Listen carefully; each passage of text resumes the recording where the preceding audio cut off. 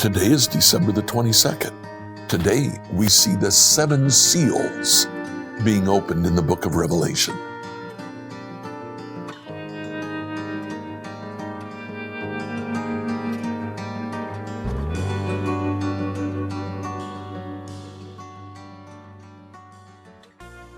Reading through the Bible in a year, I'd like you to read Revelation from chapters 4 through chapter 7. Now, here in these 4 chapters, John now leaves the earth and he enters the heavenly realm. In that realm, several things happen. I just wanted to mention, kind of introducing this second half of the book. The first thing that stands out to us is the repetition of 7. There are 7 seals that are introduced in chapter 5. After that, 7 trumpets in chapter 8. Chapter 10 mentions 7 thunders. And then in chapter 15, we have 7 bowls of God's wrath. 7 bowls full of 7 plagues that represent God's wrath. The reason for the repetition of the number 7 is typically held to be the number of completeness. So this is totality, total destruction, total judgment.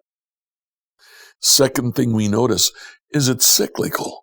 We have 7 seals. When we come to the 7th seal, that seal is opened, and then we have 7 trumpets. As the 7 trumpets are blown, when the 7th trumpet is blown, we have 7 thunders. Later on, we have the 7 bowls of God's wrath. And the same thing appears to happen over and over again. It reminds me of what Solomon himself said in Ecclesiastes. There's nothing new under the sun. And it may be that what John is trying to convey is that some of these things metaphorically are already taking place. But it doesn't matter because they will take place again. The church has been persecuted. The church is being persecuted, and the church will be persecuted. The third thing that I notice here is the preeminence of Jesus in this part of the book of Revelation. The scroll is presented that has 7 seals, and there is nobody who can open the seals. John begins to cry. An angel comes, and in chapter 5, verse 5, he says, "Stop weeping. The Lion of the tribe of Judah, the heir to David's throne, has won the victory. He is worthy to open the scroll and its 7 seals."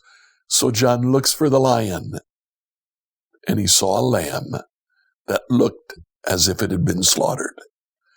This presentation of Christ in 2 manners as the Lion of the tribe of Judah, the King of the jungle, the King of kings, is also the Lamb that has been slain.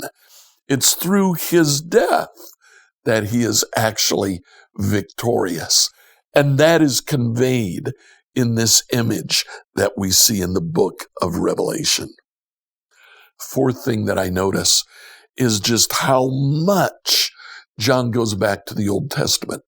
Some have estimated that as much of 70% of the book of Revelation is either direct quotation or allusion to the Old Testament.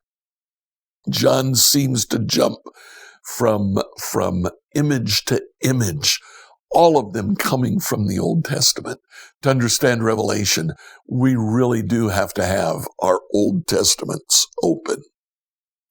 In terms of the content, John is intent on conveying one principal idea. God will judge. The wicked will be punished, and the just will be rewarded.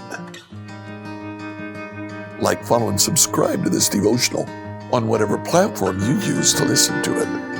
Email your questions to us at questions@becomehope.com. Tomorrow, we'll look at the 7 trumpets